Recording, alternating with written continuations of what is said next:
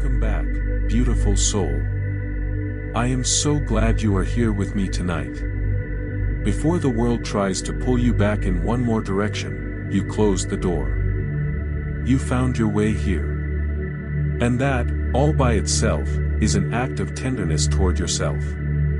So I need you to do one thing for me right now. Let your body go heavy.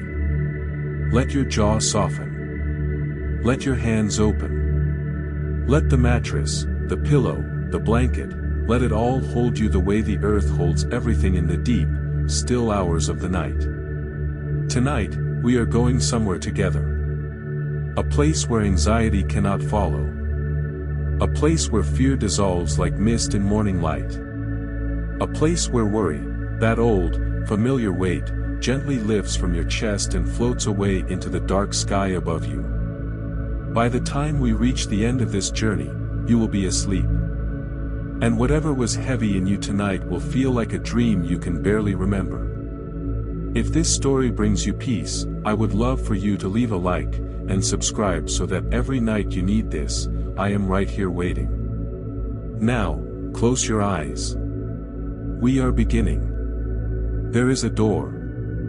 You do not know exactly when you first noticed it, whether it was at the edge of a dream you once had, or in the quiet space behind your closed eyes on a night very much like this one. But it has always been there, somewhere soft and unhurried in the landscape of your deeper mind. A door at the edge of the world, standing in a clearing surrounded by ancient trees whose bark is the color of old silver and warm amber. The kind of trees that have stood for so long they have forgotten what urgency feels like.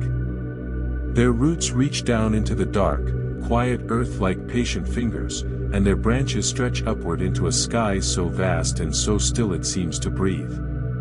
And tonight, you find yourself walking toward that door. The path beneath your feet is soft, impossibly soft, as though the ground itself has been waiting for you and has prepared something gentle for your arrival. There is cool grass underfoot, and the blades are wet with evening dew, and each step you take releases a faint, sweet fragrance, something green and clean, like rain on warm stone, like the world after a storm has passed and left everything washed and new. You are walking slowly. There is no hurry here. There has never been a hurry here. Inhale. Exhale. The air is cool against your skin, not cold, not sharp, but cool in the way that a deep breath feels cool when you draw it in slowly and with intention. It enters you like a gift. It moves through you like water through still river grass, parting around the old tensions in your chest, your shoulders, the long muscles of your back, and as it passes through, it takes something with it. Something small and tight and unnamed. Something that has been sitting just behind your sternum all day, perhaps all week, perhaps much longer than you realized. You breathe it out into the evening air. And the trees receive it without judgment, the way trees receive everything, quietly, patiently, with an indifference that is not coldness but simply the deep-rooted certainty that nothing is permanent, and that whatever you bring here belongs to the earth, and the earth can hold it without effort. Inhale. Exhale. Above you, the sky is deepening. The last bruised violet of the evening is giving way to true dark, a dark that is not frightening but immense and soft, like velvet spread across the ceiling of a room where you have always felt safe. Stars are beginning to appear. Not all at once, but one by one, as though the sky is remembering them, as though the dark is generously returning what the light had borrowed for the day. Each star is small and precise and impossibly far away, and yet each one seems to have been placed with care, arranged for no one in particular and for you entirely. You lift your face toward them. You feel, very faintly, the beginning of something loosening in you. Something that has been held tightly for too long. Something that has been waiting, just as you have been waiting, for permission to let go. Inhale. Exhale. The door is closer now. It is wooden, and old, and beautiful, the kind of beautiful that has nothing to do with perfection and everything to do with time. The wood is weathered to a deep, warm gray, and there are whorls in the grain like the fingerprints of the years. There is a simple iron handle, cool and smooth to the touch, worn to a shine by hands that have come here before you. And there is light coming through the gap at the bottom, a warm, amber light, the color of late afternoon in autumn, the color of a fire seen from across a room, the color of every safe place you have ever known gathered into a single, steady glow. You place your hand on the handle. And you feel it, a sensation that moves up through your palm, through your wrist, along the length of your arm, something warm and certain, something that says, you are allowed to enter. You have always been allowed to enter. This place has been waiting for you. This piece has your name on it. Inhale. Exhale. You push the door open. And the world on the other side of the threshold is everything you did not know you needed. It is a clearing in a great and ancient forest, and the trees here are immense, their trunks wider than you could stretch your arms around, their roots rising from the earth in great, sculptural arches, covered in soft moss the color of new grass. The air here is warmer, gentler. It smells of pine resin and cedar and something floral, something faint and sweet like night-blooming jasmine, like the memory of a garden on a summer evening when you were young and the world felt very large and very safe all at once. Somewhere nearby, you can hear water. A brook, perhaps, or a stream, a sound so regular and so soft it is almost music, the kind of ambient melody that your body recognizes as safe, as ancient, as deeply, deeply restful. The clearing is lit by something that is not quite moonlight and not quite firelight but something in between, a luminescence that seems to rise from the moss itself, from the bark of the great trees, from the very air, as though the peace here is so concentrated it has become visible. Inhale. Exhale. You step fully through the door. And as you cross the threshold, you feel something happen behind you. Not a sound exactly, more like a sensation, like a pressure releasing. The door does not slam. It simply rests closed. And on the other side of it, on the other side of where you are now, the day has been left behind. The noise has been left behind. The notifications, the unfinished thoughts, the conversations that looped and replayed, the worries that multiplied like shadows in lamplight, all of it has been left at the door. All of it belongs to a different country now. And you are here. Present. Arrived. The forest is quiet around you in the way that only very old, very alive places can be quiet, not empty, but full of a deep and patient stillness that you can feel against your skin like warmth.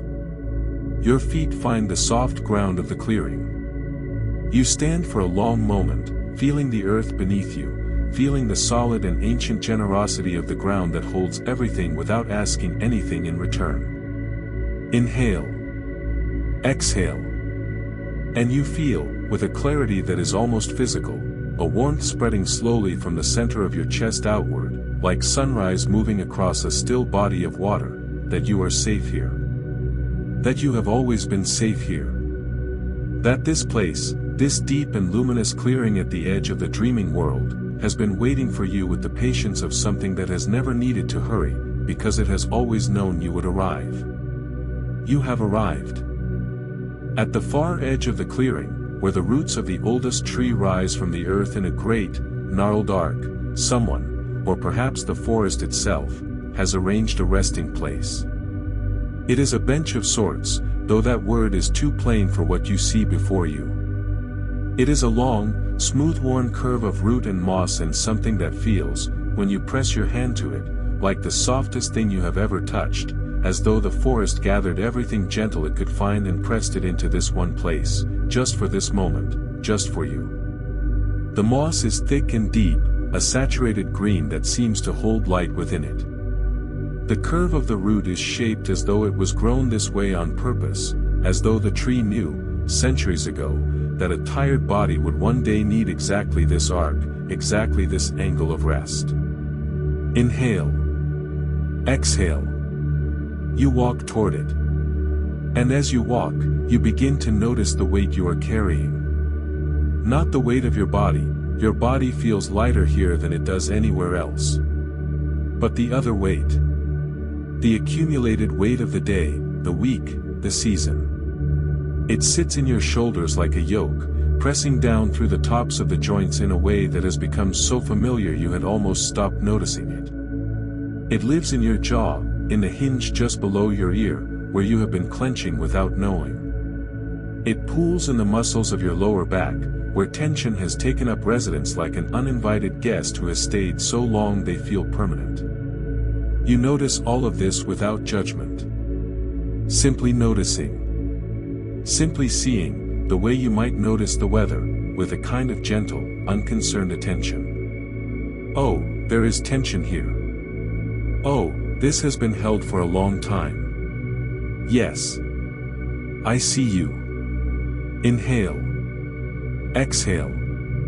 You reach the bench and you sit. The moment your body makes contact with the moss, something releases. It is not dramatic, it is quiet, like the moment a door swings fully open and the air from two rooms finds its natural equilibrium. Your sit bones sink into the softness. Your spine, which has been braced and upright and alert for so long, finds the curve of the root behind it and, for the first time in longer than you can remember, it rests. Not collapses, rests. There is a difference. Resting is a choice. And right now, you are choosing it. Let your eyes close now, if they are not already. Inhale. Exhale. Begin with your shoulders. Bring your attention there, not to fix them, not to diagnose them, simply to visit. You may find them raised, held up toward your ears as though bracing for something. Gently, as though you are setting down something you have been carrying all day, let them fall. Not a sudden drop, but a slow, deliberate release, an inch, and then another inch, and then just a little more. Feel the space that opens between your ears and your shoulders. Feel the length returning to your neck. Feel the warmth that floods into the muscles as they soften and expand, the blood finding its way back in, the tension leaving like breath from a long-held sigh. Your shoulders melt like warm candle wax. Slowly. Sweetly. Without effort. Inhale. Exhale. Now your jaw. This is where so many of us hold so much, the unspoken words, the swallowed frustrations, the clenched responses to a world that asks too much and listens too little. Let the back teeth part. Just a fraction. Just enough to feel the muscles along your jaw soften and release. Your tongue drops from the roof of your mouth. Your lips part slightly, or they may stay together, it does not matter. What matters is the unclenching. The undoing of all that careful holding. Feel the relief of it. Now your hands. Open them. Let the fingers uncurl from whatever they have been holding, from the day, from the screen, from the pen, from the wheel. Let them open like flowers in slow motion, like palms extended in a gesture of receiving. Feel the warmth move through each finger, from the base of each knuckle to the rounded tip, a slow tide of ease spreading through every joint. Inhale. Exhale. Your chest. This is where breath lives, where it arrives and departs, over and over, without you ever having to think about it. Your chest has been tight. You know it has been tight. The worry does that, it cinches the chest inward, contracts the space around the heart as though trying to protect it. But here, in this clearing, in this ancient forest that has never known urgency, you are safe enough to let your chest soften and open. Let the ribs expand outward as you breathe in. Let the sternum lift. And as you breathe out, do not collapse inward, simply settle. Simply find the natural, soft fullness of a body that is at rest and not at war with itself. Your belly. The place where anxiety lives most intimately, where the stomach clenches and releases and clenches again in response to thoughts the mind sends downward like distress signals. Let your belly soften now.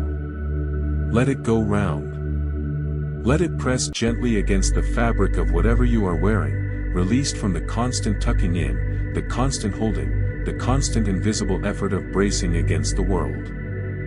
A soft belly is a trusting body. Let yours be soft. Inhale. Exhale.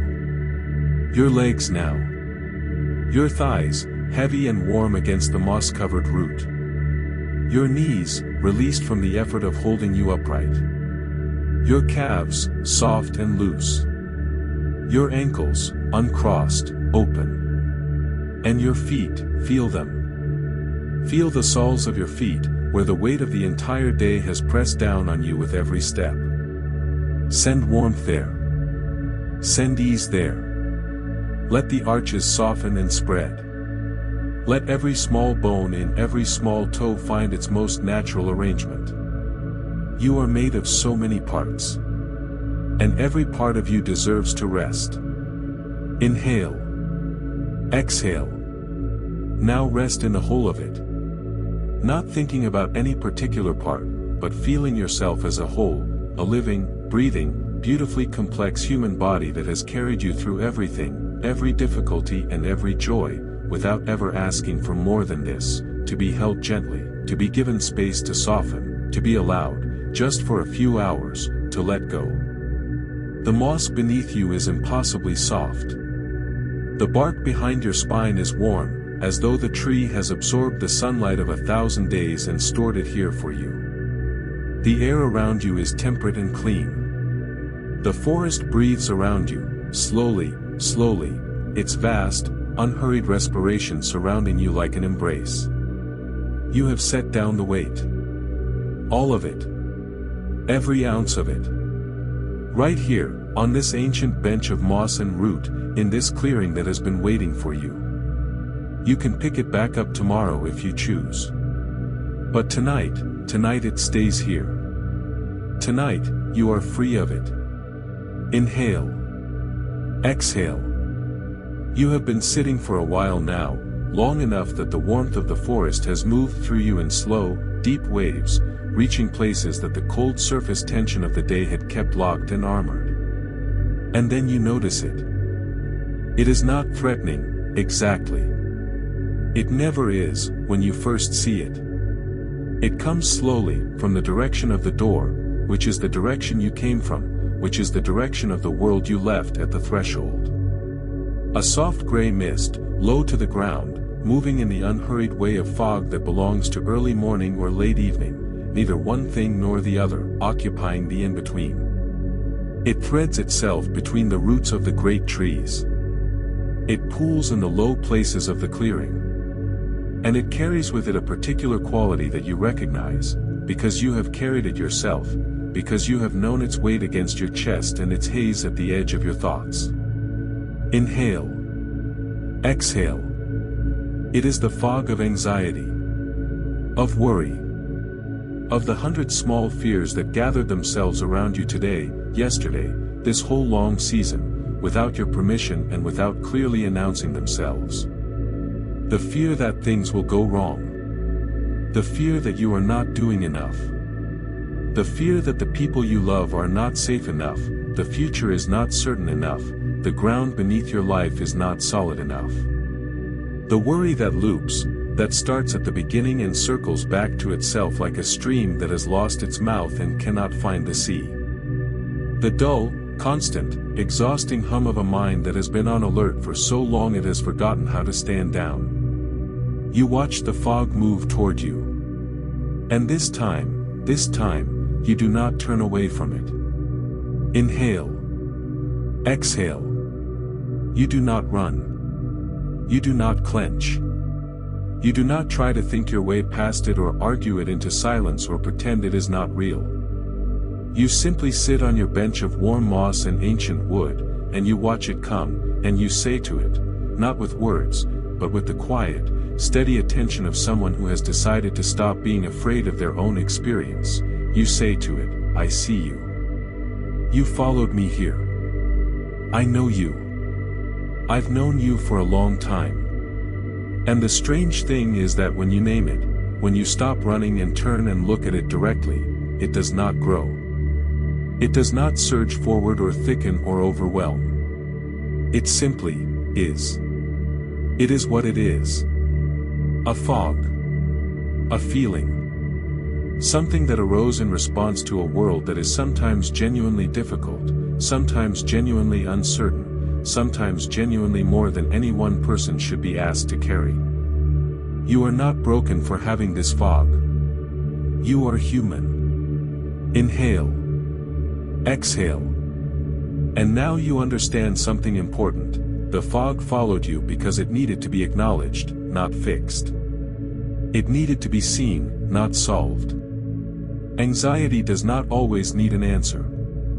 Sometimes it needs only the warmth of your attention, the same warmth you would offer to a friend who arrived at your door exhausted and overwhelmed, not asking them to stop feeling what they feel, simply sitting with them, making space, letting them know that their experience, however difficult, is not shameful, is not weakness, is not evidence of failure. You are not ashamed of your fog. You are gentle with it. Inhale. Exhale. The mist drifts close enough now that you can feel its coolness against your skin. It is not unpleasant. It is simply cool, like the moment before dawn when the warmth of sleep has not yet entirely left you but the air has begun to carry the first breath of the coming day. You let it come as close as it needs to. You let it settle around your feet, around the base of the great root on which you rest. And you speak to it. Silently. From the center of a chest that is now softer and more open than it was when you arrived. You speak to the worry. You say, I know you came from love. I know you arose because there are things in my life that matter to me, and the fear of losing them is the measure of how much I care. I know you are not my enemy. But I also know that you cannot help me tonight. Tonight, there is nothing to be done. Tonight, all the worrying in the world would change nothing, resolve nothing, protect nothing. Tonight, the bravest thing I can do, the most loving thing I can do, for myself and for everyone I carry in my heart, is to rest. Inhale. Exhale. And you feel it. A small but unmistakable shift. Not the fog vanishing, it does not vanish yet. But something in its quality changes. It becomes softer at the edges. Less insistent. As though being truly seen, truly acknowledged, truly spoken to with tenderness rather than resistance, has taken something out of it, some urgency, some terrible need to be noticed. It rests with you. And you rest with it. Two old companions in a forest clearing, neither one destroying the other, both of them finally, at last, at rest. Inhale. Exhale. You hear it before you see it. A sound so fundamental, so ancient, so woven into the oldest memories of every creature that has ever lived near moving water, the sound of a river. Not a rushing, turbulent sound, but a low and continuous murmur, a perpetual and gentle conversation between water and stone, between the current and its banks, between the river's surface and the cool night air above it. Your feet find a path. It appears between two great roots, carpeted in that same deep, luminescent moss, winding through the trees toward the sound of the water. And you follow it, not because you have decided to, exactly, but because your body knows the way, because something in you has always known the way to the river, because moving water is one of the oldest medicines there is and some part of you, some deep and wordless part, has been thirsty for it. Inhale. Exhale. The river appears through a break in the trees. It is wide and slow and dark, dark in the way that deep, clear water is dark in moonlight, not with murkiness but with depth, with the blue-black sheen of something that catches light and holds it just below the surface. The banks on either side are soft with grass and moss and the kind of wildflowers that only bloom at night, their pale petals turned upward toward the stars as though they, too, are reaching for something vast and quiet. The surface of the river is almost entirely still. Almost. There is a current, you can see it in the way the moonlight shifts and shimmers in the very center of the flow, a slow and purposeful movement that tells you the river knows where it is going, even in the dark, even without being able to see the sea. It moves with the confidence of something that has been making this same journey for longer than you can imagine. Inhale. Exhale. And on the bank, right there at your feet, as though they have been left for you, leaves. Dozens of them, large and perfect, still holding the deep green of late summer, broad and smooth and flat, the kind of leaves that look as though they were made to carry something. You understand what to do. You pick up the first leaf. You hold it in both hands. And you think of a worry. Not to examine it, not to give it more weight than it already has, but to name it, briefly, honestly, and then to give it to the leaf. Like sealing a letter. Like handing something heavy to someone who is better able to carry it than you are. Inhale. Exhale. The first worry. Perhaps it is financial, that uncertainty about money that visits in the small hours of the night, when everything feels more permanent and more fragile than it does in daylight. Perhaps it is relational, something unresolved between you and someone you love, a conversation that needs to happen but hasn't yet, a tenderness that you're not sure is reciprocated. Perhaps it is the worry about your own adequacy, that quiet, persistent voice that wonders if you are doing enough, being enough, living up to the version of yourself that you carry in your mind like an impossible standard. Whatever the worry is, you hold it for a moment. You acknowledge it. And then you place it on the leaf. And you set the leaf on the water. Inhale. Exhale. Watch it go. Watch the current take it with an unhurried, steady certainty, no rushing, no urgency, simply the inevitable movement of water toward its destination. The leaf rocks gently on the surface. It turns once, slowly, as though taking one last look at the bank. And then the river carries it around a gentle bend, and it is gone. You pick up the second leaf. The second worry.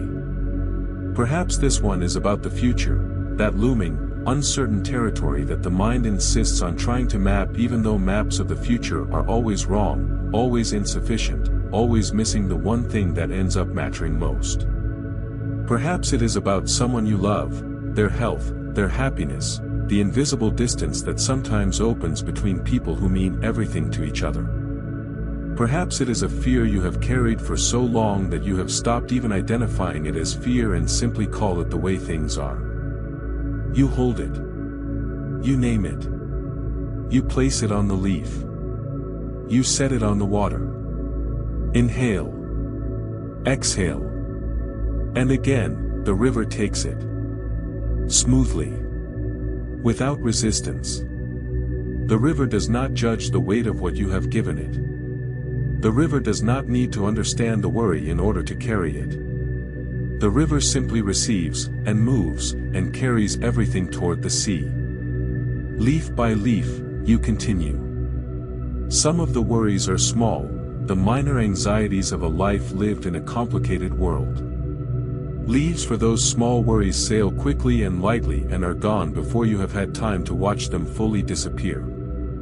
And some of the worries are large, the deep fears, the old fears, the fears you inherited and the fears you earned and the fears you have been carrying since before you had the language to name them. Those leaves you hold for a little longer. You hold them the way you hold something precious, the way you would hold something that has mattered to you, even if what mattered was the familiarity of the weight itself. And then you set them on the water. And you let the river carry them away. Inhale. Exhale. There comes a moment, you do not know exactly when your hands are empty. You look down at them, these hands that have held so much, that carry so much every day, and they are open and empty and warm in the cool night air beside the river. And your chest is different. Something has shifted there, in the territory just behind the sternum, just below the throat. Something has made room. Something that was packed tight and close has expanded, the way a room expands when you open a window and let the outside in. You stand at the river's edge for a long, unhurried moment. The water moves past you. The stars are reflected in its surface in long, trembling lines of light. The night air is cool and fragrant and alive. And you feel, for the first time in a long time, perhaps, something that is not the absence of worry but is its own distinct and positive thing, a spaciousness. A gentleness toward yourself. A quiet, steady, unmistakable lightness. Inhale. Exhale. When you turn from the river, they are already there. You do not startle.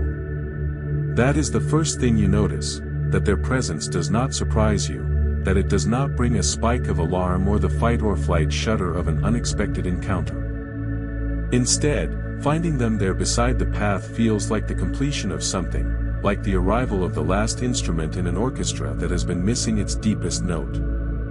The figure is old. Or perhaps not old, exactly, but ancient in the way that some presences are ancient, as though they have been here longer than time and have absorbed its patience into their very being. They are dressed simply, in soft layers of fabric the color of bark and heather and deep moss, and they stand at the edge of the tree line with their hands open at their sides, palms outward, a gesture of openness, a gesture that says, I am not here to demand anything of you. I am not here to require anything. I am simply here. Inhale. Exhale. Their face is kind. That is the thing you notice most, not their age, not their features, not even the quality of the light that seems to gather around them with a warmth that is disproportionate to what the forest can account for. What you notice most is the kindness. It is not the performed kindness of someone who wants something, not the careful kindness of someone managing you. It is the kind of kindness that has been so thoroughly inhabited, so long-lived, so genuinely embodied, that it has stopped being an effort and become simply the texture of how this presence moves through the world. They meet your eyes. And in their eyes you see something you did not expect, recognition. They know you. Not your name, perhaps, not the details of your life or the particular shape of your suffering, but something deeper than that. They know the quality of your weariness. They recognize the pattern of your care, the way you love too hard and rest too little, the way you carry things that are not always yours to carry, the way you move through the world with an antenna always up, scanning for what needs to be tended to, who needs to be protected, what could go wrong next. Inhale. Exhale. They step forward. Not quickly. There is nothing quick about them. Everything they do moves at the pace of deep water, of cloud formations, of things that cannot be rushed and do not need to be. They fall into step beside you. And they do not speak.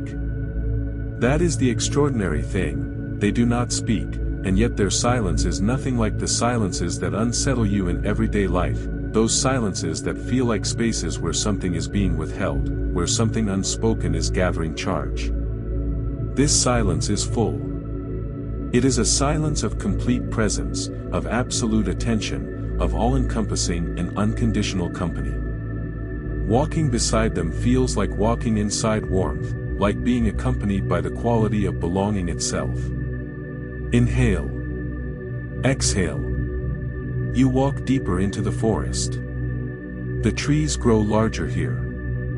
More spaced. The canopy above thickens until the stars are visible only in fragments, small, brilliant shapes of night sky between vast intersections of branch and leaf. The path is still soft underfoot. The sound of the river fades behind you. And the forest deepens, not into darkness, because the luminescence of the moss and bark and the faint, sourceless glow of the clearing follows you here, but into something denser, more interior, more dreamlike in its quality of absolute remove from the world you left at the threshold. At one point, you come across a fallen tree, a vast, ancient thing, its body already more moss than wood, its form so thoroughly claimed by the forest floor that it seems less like something that died and more like something that chose a different shape.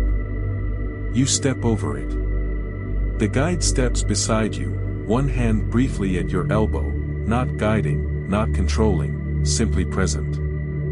The lightest possible touch. A reminder that you are not alone here. Inhale. Exhale.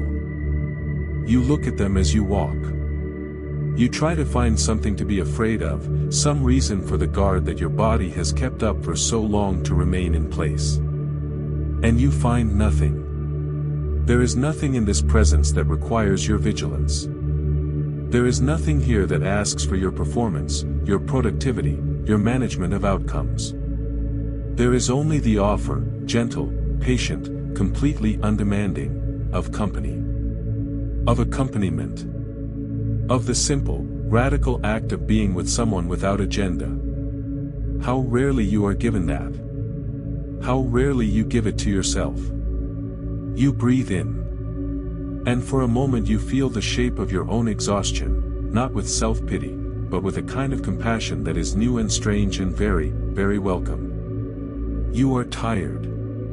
You have been trying so hard for so long. You have been so determined not to need anything that you have forgotten what it feels like to simply receive, to receive company, to receive warmth, to receive the profound and simple gift of another presence that is not here to take anything from you. Inhale. Exhale. The guide walks beside you. And in their presence, you feel the first, tentative unspooling of something very deep, something that has been wound tight around the core of you for years, perhaps for your whole life. It does not unwind all at once. It begins like the first note of a long-held silence finding its end, just the slightest softening, the slightest opening, the slightest sense that perhaps you do not have to carry everything alone after all. Perhaps you never did. Inhale. Exhale. You see it at the same moment the guide does, but it is the guide who stops first, and their stopping draws your attention to it, and then you stop too, and you stand together in a silence that is no longer quite as peaceful as it was a moment ago. There is a door. Not like the door you came through, that warm, ancient, welcoming threshold that smelled of cedar and evening and safety. This door is different. It stands alone in the forest, without a wall on either side of it, without a frame or context or anything that should architecturally justify its presence here. It simply stands, freestanding, between two great trees, and it is dark. The wood is almost black, and the grain runs not in the warm, meandering patterns of the first door but in tight, vertical lines, like a face set in tension, like a body braced against something. Inhale. Exhale. You feel the fear before you name it. It rises in your chest, that old, familiar seizing, the chest tightening, the pulse quickening, the sudden impulse to turn and walk quickly in the other direction, to pretend you did not see it, to go back to the river and the moss and the warmth and leave this door exactly where it is, in the dark, where it has always been. But the guide does not turn away. They stand beside you, and they are utterly still, and their stillness is not the stillness of someone who does not feel the darkness before you. It is the stillness of someone who has stood before darkness many times and discovered, each time, the same thing, that it does not need to be fought. It needs only to be witnessed. Inhale. Exhale. You breathe. You breathe in through the nose, slowly, counting to 4 in your mind, feeling your chest expand, feeling your ribcage widen, feeling the cool, clean air of the forest move into your lungs and carry a small quantity of this ancient, grounded peace with it. And you breathe out, slower than you breathed in, longer, a breath that moves from the belly upward and out through slightly parted lips, taking some of the sea's tightness with it, leaving the chest fractionally larger, fractionally softer, fractionally more able to face what is in front of you. You look at the door. And the guide, very gently, raises one hand, not pointing, not commanding, simply gesturing toward it. An invitation. Not a requirement. Never a requirement. You are allowed to stand here for as long as you need. You are allowed to feel the fear fully and completely before taking a single step. You are allowed to be exactly as afraid as you are, and still move toward it. Inhale. Exhale. You take a step. And then another. And the strangest thing happens as you move closer to the dark door, the strangest, most unexpected, most quietly revolutionary thing: it gets smaller. Not dramatically. Not the way doors in stories sometimes shrink with a pop of magic and a flash of light. But gradually, measurably, undeniably, with each step you take toward it, the door seems fractionally less vast, fractionally less absolute, fractionally less like a wall between you and everything you fear and more like what it actually is: a door. A piece of wood on a hinge. A threshold. Something that can be faced. Inhale. Exhale. You stop when you are close enough to touch it. You do not touch it, not tonight, not yet. That is not what this is about. This is not about forcing open every locked place within you in one heroic act of will. This is about something much quieter than that, and much more powerful. This is about the act of seeing. You look at the door. You let yourself feel the fear, the full, complex, many-layered architecture of it. The fear beneath the fear. The fear that is really grief. The fear that is really love. The fear that arose from somewhere real and somewhere earned and somewhere true, that arose, perhaps, from a time when something like this door had very real and very painful things on the other side of it. You let yourself feel all of it. Inhale. Exhale. And the guide stands behind you, one hand resting so lightly on your shoulder that it might be no more than the warmth of the air from the forest itself. And in that touch, if touch it is, you feel the same message that has been moving through this whole journey like a thread through cloth: you are not alone. Whatever is behind this door, you do not have to face it without accompaniment. Whatever is behind this door, it has not yet destroyed you, because you are here, breathing, standing upright in a forest clearing with your full heart still intact, still capable of love and grief and all the magnificent, terrible, essential feelings that make a life worth living. You look at the door. And it looks back at you.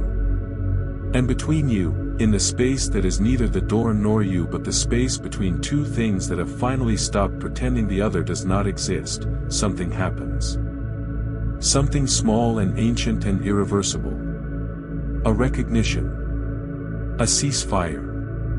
Not a resolution, not tonight, not all at once, but the beginning of the understanding that fear, however real, however deeply rooted, however long it has been kept in the dark, is not larger than you. Inhale. Exhale. You turn away from the door.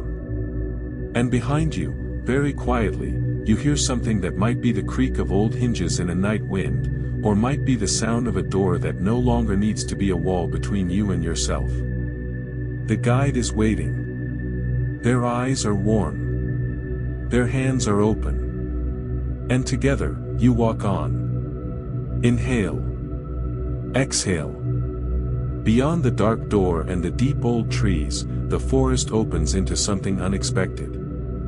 A garden. Or what was once a garden, you can see the intention of it in the stone pathways that wind between the beds, in the remnants of the archways and the trellises, in the circular space at the center where a stone fountain stands, its basin dry, its surface streaked with green and gray. Someone tended this place once, with love and patience and a vision of what beauty could look like. And then, as happens, as always happens, something intervened. Time, perhaps. Or the relentlessness of the living world, which cannot be stopped from growing even when growth is inconvenient. Inhale. Exhale. The garden is overgrown. Vines have taken hold of everything, thick, ropey, dark-leaved vines that wind and spiral and loop and knot, climbing the archways and threading through the trellises and covering the stone paths in a dense, tangled mat of green. They are beautiful, in their way, the leaves glossy, the spiraling tendrils elegant in their individual form. But together, in their abundance, in their total disregard for the original design of the garden, they have created something that feels less like growth and more like a trap. Less like life and more like the elaborate, exhausting tangle of a mind that has been allowed to worry unchecked. You recognize this garden. You have been living in it. Inhale. Exhale. The guide reaches into the folds of their garment and produces a pair of scissors. But these are not ordinary scissors, they are gold, or gold-like, warm and gleaming in the sourceless light of the place, and they have an ease to them, a smoothness, a sense that they were made precisely for this kind of work. They offer them to you handle first. You take them. They are warm in your hand. Warmer than they should be, warmer than the metal of scissors has any right to be, as though they have been waiting somewhere close to something that loves them, somewhere they have been kept safe and ready for exactly this moment. Inhale. Exhale. You face the nearest vine. You see where it begins, looping around the iron post of the nearest trellis, spiraling upward, branching into 3 and then 3 again, crossing over the path and anchoring itself to the low stone wall of the nearest bed, then crossing the path again to find the base of the arch, and then ascending, and the more you follow it the more impossible the task seems, because every vine is connected to every other vine. And where does one end and the next begin, and where would you even start, and? Isn't it all too much, isn't it always all too much? Breathe. Inhale. Exhale. You breathe in. Slow and long and deliberate. And you understand something, in the way you understand things in this forest, not with the logical, sequential certainty of daytime understanding, but with the deep, embodied knowing of the dreaming mind. You do not have to untangle it all tonight. You do not have to solve the whole garden. You do not have to trace every vine to its root and cut it clean and restore the garden to its original design in one heroic session. You just have to cut one vine. One. That is all. Inhale. Exhale. You find a vine, not the largest, not the most central, not the one that seems most responsible for the tangle. Just the nearest one. The one right in front of you, crossing the path at chest height, thick as a finger, its leaves dark and slightly waxy in the night light. You take it in your non-scissor hand. You feel its resistance, the slight, living tension of something that has been growing in one direction for a long time and does not expect to be redirected. You breathe out. And on the exhale, you cut. The scissors move through the vine with less resistance than you expected, a clean, quiet snip, and the vine falls in 2 halves, and both halves fall away from the path, and where they were there is suddenly, space. Not much space. Not enough to see through to the other side. But space. An opening. A breath. A small and undeniable proof that the garden is not permanent, that the tangle is not inevitable, that with one simple, clean act on one single vine, something changes. Inhale. Exhale. You cut another. And another. You do not rush. You breathe, in and out, and between each breath you find a vine and you cut it. Some are thin and easy, some are old and thickened with years, some resist and require a second attempt. It does not matter.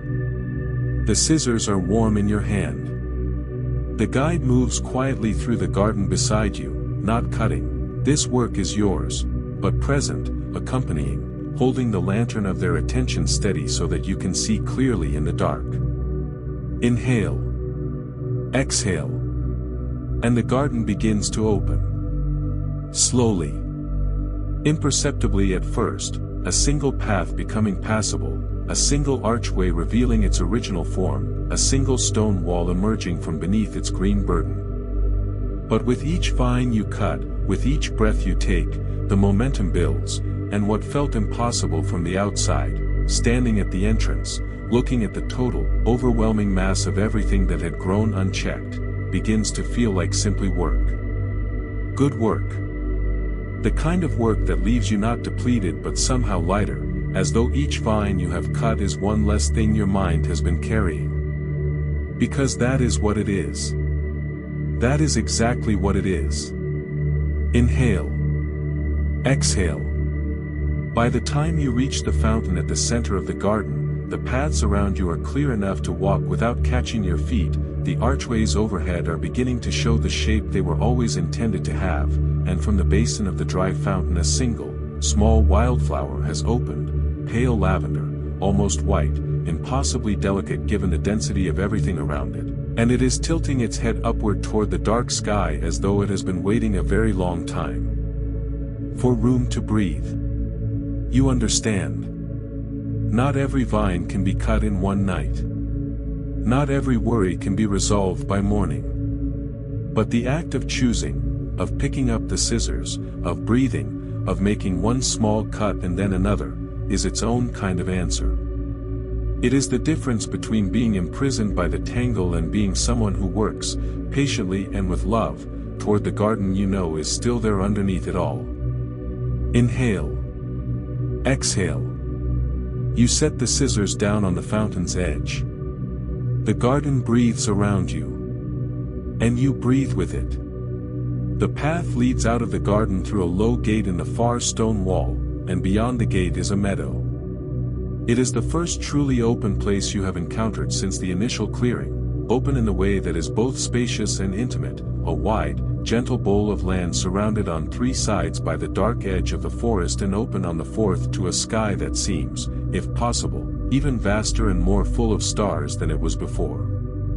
The grass here is long and soft, bending gently in a breeze so slight you can only detect it by watching the grass move rather than by feeling it against your skin. There are wildflowers scattered through it, not thickly, but in the way that wildflowers in real meadows grow, irregularly, freely, in a pattern that has never been planned and is therefore more beautiful than any plan could produce. Inhale. Exhale. At the center of the meadow is a pool. It is perfectly still.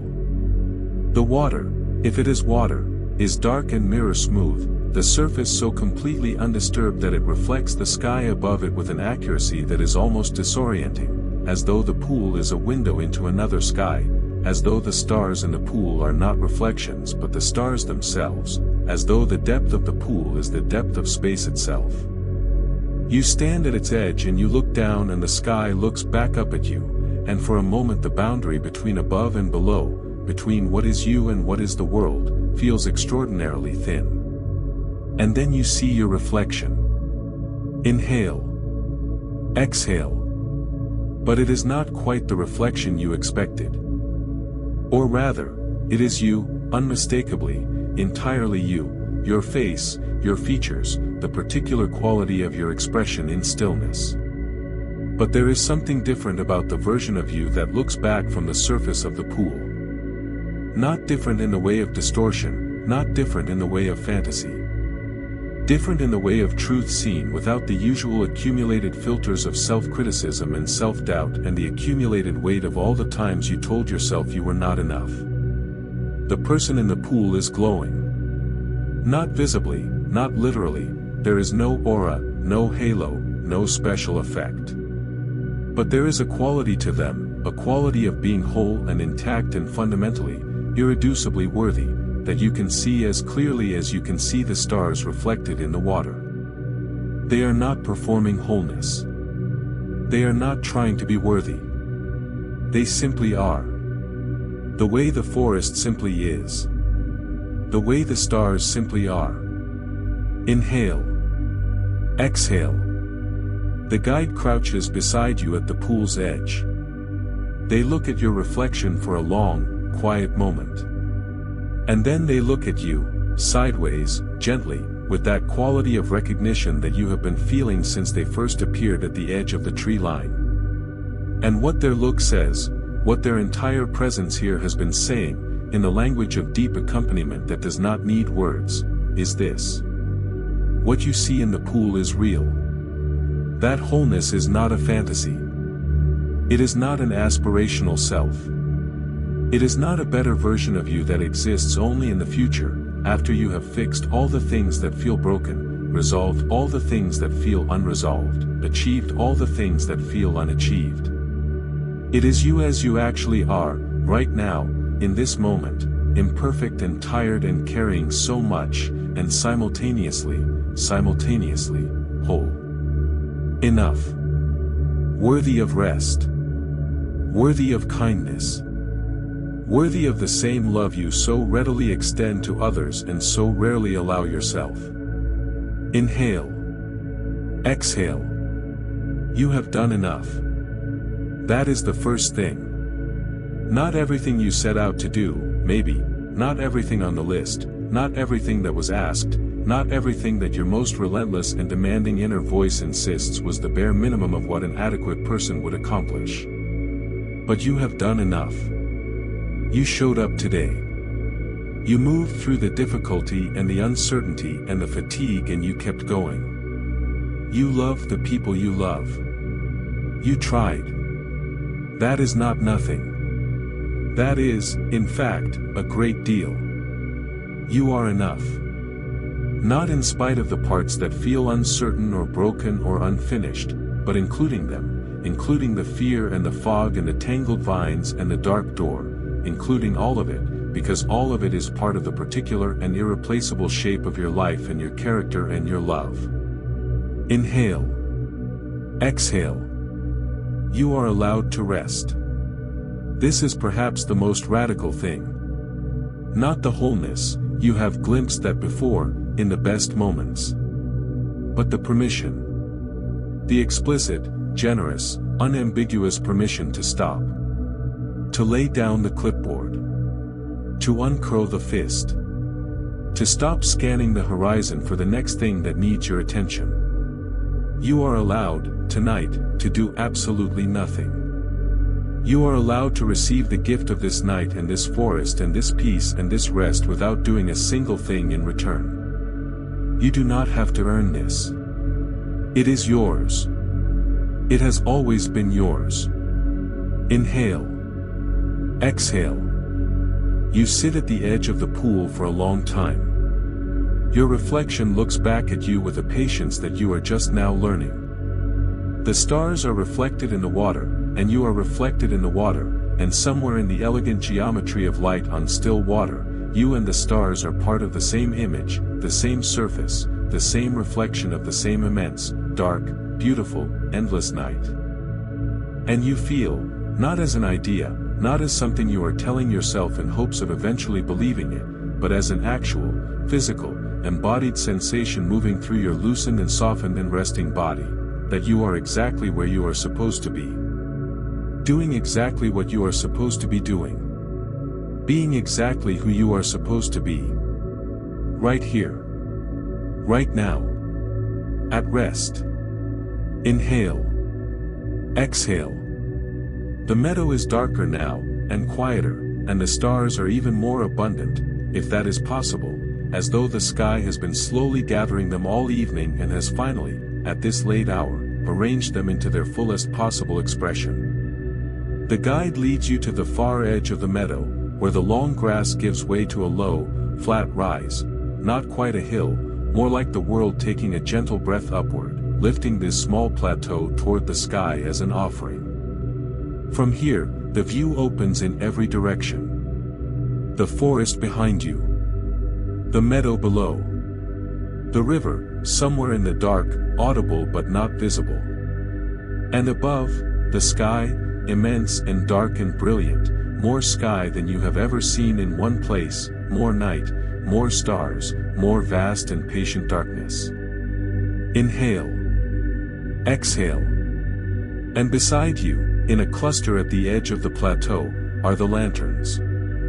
Paper lanterns, small and light, folded from something that is almost translucent. You can see the warmth of the flame inside each one before it is lit, a glow pressing against the tissue-thin walls from within. There are many of them. Dozens, perhaps. Enough. You understand, without needing to be told, what each one is for. The guide lifts the first lantern. They hold it out to you, and you take it in both hands, and it is extraordinarily light. It barely weighs anything at all, and yet when you hold it, you feel it filling with the warmth of your hands, as though your body heat alone is sufficient to set it aloft. And you think of the first thing you want to release. Inhale. Exhale.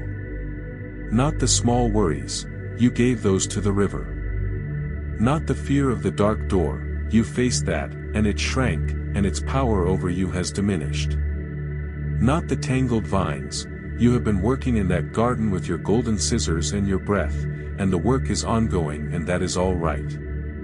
No, these lanterns are for the deeper things. The things you have been carrying for so long they have begun to feel like parts of you. The grief you haven't fully let yourself grieve. The guilt that persists after you have already apologized, already changed, already done everything a person can reasonably do. The regret, that specific, particular regret that surfaces at 3 in the morning and insists on replaying the same scene, the same choice, the same moment where something could have been different. The anger that you buried because it was inconvenient or inappropriate or because you loved the person it was directed at too much to risk its expression. The love you never got to give. Inhale. Exhale. You put it in the lantern. Whatever it is, you put it in the lantern. Not as a way of dismissing it or pretending it did not matter. But as a way of saying, I am willing, tonight, to let you be carried by something larger than my own hands. I am willing, tonight, to release you to the sky, which is large enough and old enough and patient enough to hold you without being diminished by your weight.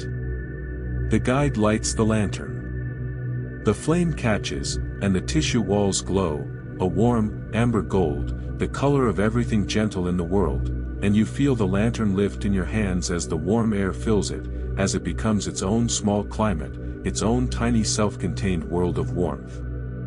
It strains upward. You hold it for one more moment. One more breath. Inhale. Exhale. And then you let go.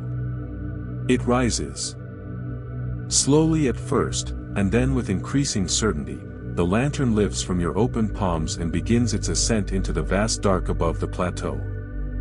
It wobbles once, in the slight breath of a breeze you cannot feel from here, and then steadies, and rises, and the light of it, small but undeniable, warm but not harsh, hangs in the air above you and then moves higher, and higher still. You watch it go until it is indistinguishable from the stars. Inhale. Exhale. You take another lantern. And another. And another. Each one holds something different, each one receives a different grief or guilt or regret or unexpressed feeling, held without judgment in your cupped hands for a breath and then released, lit and released, lifting into the dark sky above the meadow in slow procession, rising in their dozens until the sky above you is full of them, a constellation of warm, moving lights, drifting apart and then together, ascending toward the stars at their own unhurried pace. It is the most beautiful thing you have ever seen. And the most truthful. Inhale. Exhale. Because this is what surrender looks like. Not defeat, not the surrender of someone who has given up or failed or found themselves overwhelmed past the point of recovery. But the surrender of someone who has finally understood that not everything is theirs to hold forever. That some things need to be released not because they did not matter but because they mattered so much that they deserve to be bigger than any single set of hands, any single heart, any single night's worry. They deserve the sky. And the sky receives them. With the same vast, quiet, completely unjudging generosity with which the river received the leaves and the earth receives the trees when they finally fall. Everything is held. Everything is received. The sky does not flinch. The dark does not fill. There is room for everything you are willing to release, and there always has been, and there always will be. Inhale. Exhale. The last lantern lifts from your hands. And your hands are empty again, but differently empty than before. Before, empty hands felt like an absence, a lack, a failure to hold on. Now, empty hands feel like freedom. Like capacity. Like the open palm gesture of the guide who appeared at the forest's edge at the beginning, the gesture that said, "I am not here to take anything. I am only here, open, ready to receive whatever is needed next." You raise your open hands toward the sky. The lanterns drift above you like a slow, warm, endlessly patient galaxy of your own making. And the night holds you. Inhale. Exhale. The path descends.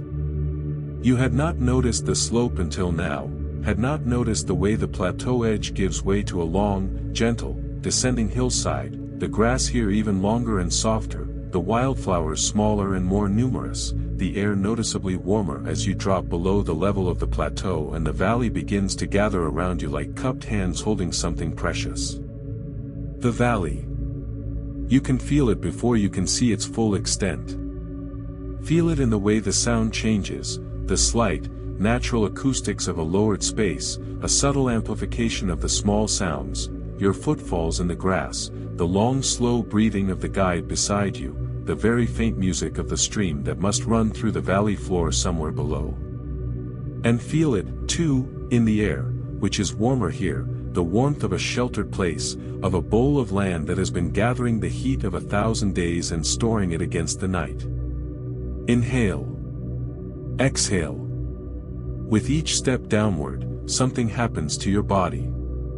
Your legs grow heavier.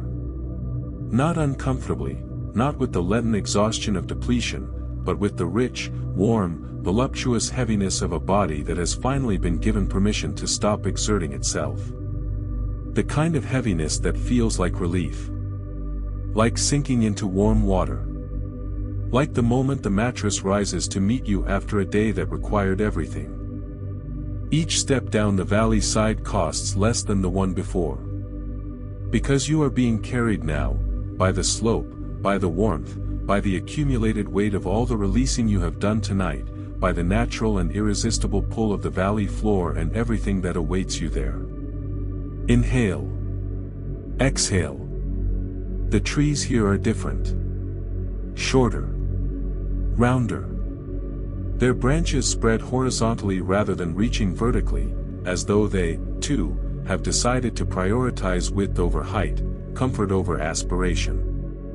Their leaves are smaller and denser, and the light that filters through them, that sourceless, amber, perfectly calibrated light of this whole dream forest, comes through in soft, diffuse patches that fall across the grass like the quiet pools of warmth left by sunlight long after the sun itself has set. The guide's pace has slowed. Everything has slowed. The forest breathes more slowly here. The air moves more slowly here. Time itself seems to have reached a different consistency in this valley, thicker, gentler, more forgiving. Less the sharp, demanding, punctuated time of the world above and more the deep, continuous, unmeasured time of sleep. Inhale. Exhale. You feel your eyelids. Not heavy exactly. Heavy is not quite the right word for what your eyelids are doing. Soft is closer. Soft in the way that the moss was soft, soft in the way that the inside of a very old, very warm coat is soft, a softness with depth and substance and complete, enveloping generosity. Your eyelids are soft, and keeping them open requires a small but genuine effort, and why would you make that effort, here, in this valley, with the path still descending gently beneath your feet and the guide still moving steadily beside you and the warmth rising from the earth like the breath of something huge and sleeping and entirely benevolent? You do not close your eyes. Not yet. But the thought of closing them is no longer accompanied by the urgency to stay alert. The anxious vigil is over. There is nothing to watch for here. Nothing to defend against. The valley holds you the way deep sleep holds a body, completely, without conditions, without requiring you to do a single thing in return except surrender to its warmth. Inhale. Exhale. The stream appears. It runs through the lowest point of the valley in a broad, shallow arc, its water clear and slow, slower than the river above, more intimate, more personal in its scale, as though it was made not for the grand journey toward the sea but simply for this valley, simply for this night, simply for the small and perfect pleasure of moving through a warm and sheltered place and catching the light as it goes. The sound of it fills the valley floor like music. Low, continuous, undifferentiated, not notes but a continuous chord, a sound that the body receives not as information but as permission. As reassurance. As the auditory equivalent of a hand on the shoulder in the dark, I am here. Everything is all right. You can rest. Inhale. Exhale. You cross the stream on stepping stones. Each stone is warm underfoot.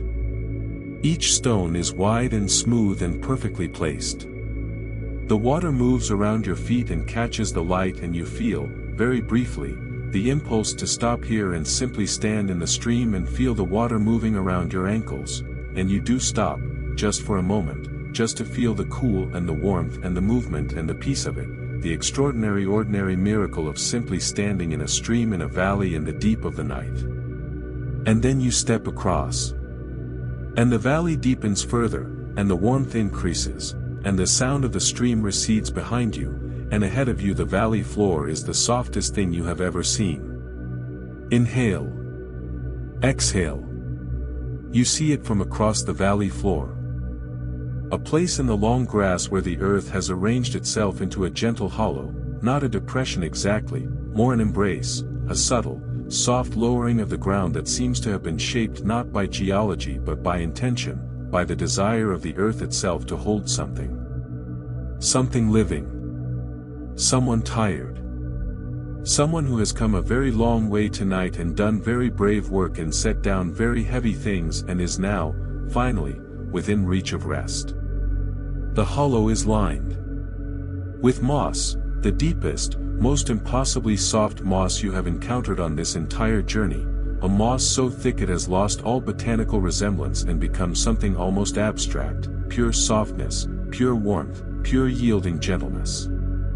With petals, fallen from somewhere above you, though there are no flowers visible in the dim starlight, drifted into the hollow in soft, pale layers, white and cream and the faintest blush of rose, so that the whole resting place smells of something clean and sweet and ancient. And with something that you can only call light itself, a warmth emanating from the hollow that is not heat in the physical sense but something deeper, something more interior, the warmth of safety. The warmth of being known and held and received exactly as you are. Inhale. Exhale. You lie down. The earth rises to meet you. That is the only way to describe it. The hollow accommodates you, the moss conforms to you, the whole resting place adjusts itself around the particular and irreplaceable weight and shape of your body with a precision that is nothing short of miraculous. Your back is supported. Your legs are supported. Your head, resting on the deep moss that has gathered itself into something so soft it is indistinguishable from the most beloved pillow of your childhood, your head is supported. Every part of you is held. Nothing is required. Inhale. Exhale. Above you, the sky. Immense. Dark. Brilliant with stars, more stars than you have seen all evening, now that you are lying flat on your back and the full vault of the sky is yours without the interruption of trees or hills or the horizon. The stars go on and on. They fill every part of your vision. They are close and far and everywhere, and they do not require anything of you, not your understanding, not your wonder, not your attention. They are simply there, as they have been there for longer than anything can be said to have been there, and they will be there long after tonight, long after this valley, long after the particular worry that kept you awake last Tuesday and the fear that visited at 4 in the morning and the fog that followed you in through the door. The stars will still be there. And tonight, they are yours. Inhale. Exhale. The guide settles nearby, close enough that you can feel their presence, far enough that the space around you feels entirely your own. They do not speak. There is nothing left to say. Everything that needed to be moved through tonight has been moved through. Every door has been stood before. Every vine has received the scissors. Every lantern has found the sky. Every weight has been set down on the moss bench or given to the river or sent aloft into the dark above the plateau. You are empty in the best possible way. Not emptied, not depleted, not hollowed. Empty the way a vessel is empty when it has been generously used and is ready now to receive. Empty the way a chest feels after a long, good cry when everything that needed to move has moved and the body is quiet and the face is warm and there is this surprising, almost embarrassing lightness where the weight was. Inhale. Exhale. You are safe. You are loved. You can let go now. Feel your body sinking. Not collapsing, sinking, the way a stone sinks through still water, slowly and with complete certainty, following the pull of something so fundamental it requires no effort. Your back sinks into the moss. Your legs release into the earth. Your shoulders, which were holding, which are always holding, let go of the last remnant of tension and simply fall. Sideways and downward, into the warmth, into the support, into the ancient, patient, unconditional welcome of the ground. Your breathing slows. Of its own accord, without your managing it, without your counting it, without your deciding anything about it. Your body, which knows things your conscious mind can barely articulate, knows that the time for effortful breathing is over and the time for the deep, slow, perfectly paced breathing of sleep has arrived. And your lungs, grateful, wise, accustomed to being managed and now being freed, settle into their most natural rhythm. Inhale. Exhale. In. And out. In. And out. Slower. Slower.